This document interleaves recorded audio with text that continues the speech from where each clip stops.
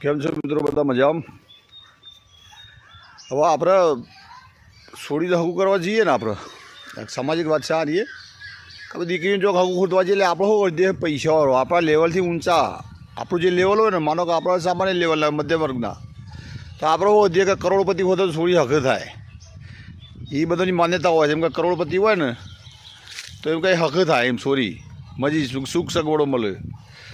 પણ બધું સફેદ પેલું ખરું ને, આ પીળું એટલું હોનું નહીં હોતું. મગજમાં રાખજો. આ છોરીનું હગું કરવું હોય એટલે આપણે જોઈ લેવાનું હોય કે ભાઈ ભલે નહીં અમે હોય અમદાવાદ રહેતો, કે ગોધીનગર રહેતો, કે વિદેશ રહેતો હોય, તપાસ કરી પર.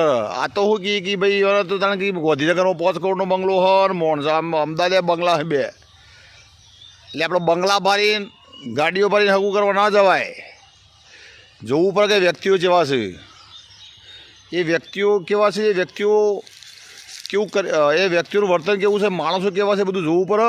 ન કે જે કરોડોના આ બાજુના બંગલા હોય, જે હોનાની દિવાલો હોય ને, જે બંગલોની દિવાલો હોનાની હોય, પણ એની અંદર જે માણસો રહેતા હોય જોવા પડે.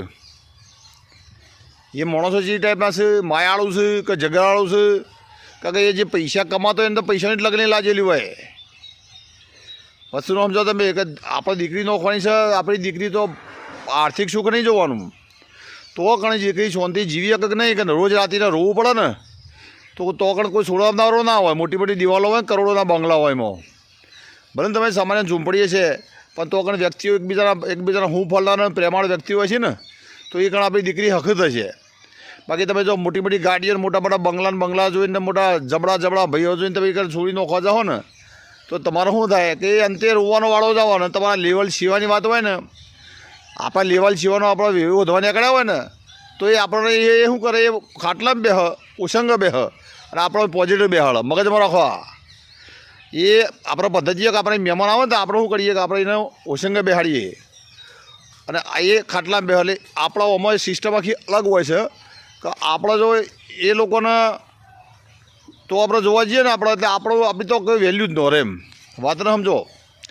એટલે જે તે વ્યક્તિને આપણે શોધવા જઈએ ને, આપણે વેળો કરવા જઈએ, આપણી દીકરી નોખવા જઈએ, આપણા લેવલનો ઓછું હોય. નકર આપણી કોઈ તો આપણી પતિ આપણે વિવેક તરીકે વેલ્યુ ન રહે, અને આપણી દીકરીને વેલ્યુ ન રહે.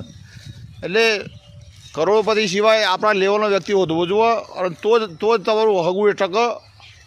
નકર મોટી જે મોટા બંગલા હોય છે ને, એમાં દીકરીઓ બિચારી કેટલી દીકરીઓ રડતી હોય છે ને, કેટલી દીકરીઓ આત્મહત્યા કરતી હોય છે, કંટાળી કારણ કે કોઈ ખબરદાર નહીં હોતું.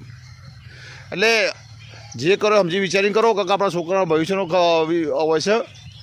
અને દરેક મિત્રોએ તમારા શું વિચારો છે એ જણાવજો. જય હિન્દ, જય ભારત.